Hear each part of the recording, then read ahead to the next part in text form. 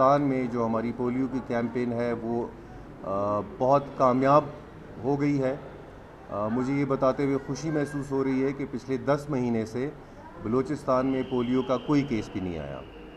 یہ ہمارے لیے بہت بڑی اچیومنٹ ہے، اور اس پروگرام میں جتنے لوگ کام کر رہے ہیں، چاہے وہ ضلعی انتظامیہ ہے، ڈویژنل انتظامیہ ہے، ہیلتھ ڈپارٹمنٹ کے اہلکار ہیں، پروونشل ایمرجنسی آپریشن سینٹر کے لوگ ہیں، سب نے اس میں بہت محنت کی ہے، جس کے نتیجے میں 10 مہینے سے بلوچستان پولیو فری ہے۔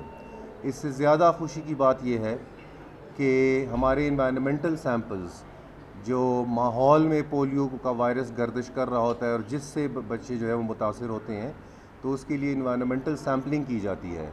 بلوچستان میں 23 مقامات پر یہ سیمپلنگ کی جاتی ہے۔ ایک وقت ایسا تھا کہ یہ سارے 23 کے 23 جو تھے وہ پازیٹیو آ رہے تھے۔ اس کا مطلب یہ ہے کہ ماحول میں پولیو سرکولیشن جو تھی وائرس کی وہ بہت زیادہ تھی۔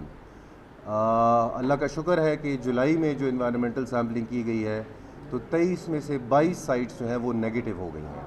اس کا مطلب ہے کہ ان سائٹس میں، ان علاقوں میں، ان ضلعوں میں اب پولیو وائرس کی سرکولیشن نہیں رہی۔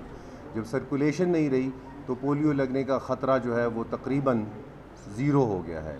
ایک سائٹ صرف ایسی رہ گئی ہے بلیلی کے پاس ہمارے کوئٹہ میں، جو پازیٹیو ہے۔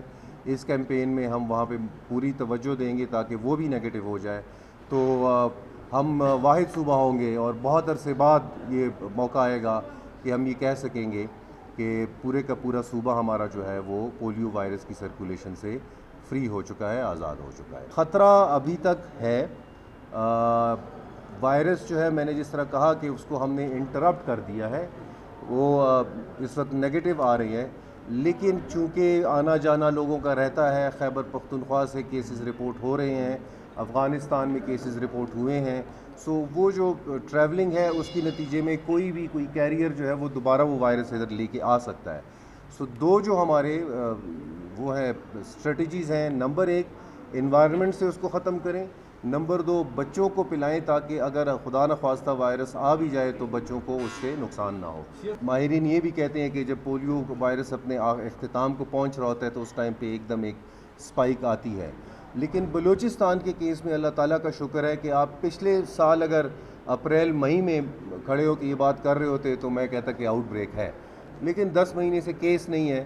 انوائرمنٹل سیمپلز ایک کے علاوہ سارے نیگیٹو ہیں، سو ہمارے کیس میں آؤٹ بریک نہیں ہے، ہمیں پریشان ہونے کی ضرورت نہیں۔ تنخواہیں کم کرنا، اس میں ایک تو گلوبلی جو پولیو کے پروگرام کو جو لوگ دیکھ رہے ہوتے ہیں انہوں نے کہا ہے کہ چونکہ فنڈنگ کی کمی ہے تو 20% جو ہیں وہ آپ اپنے اخراجات کم کریں۔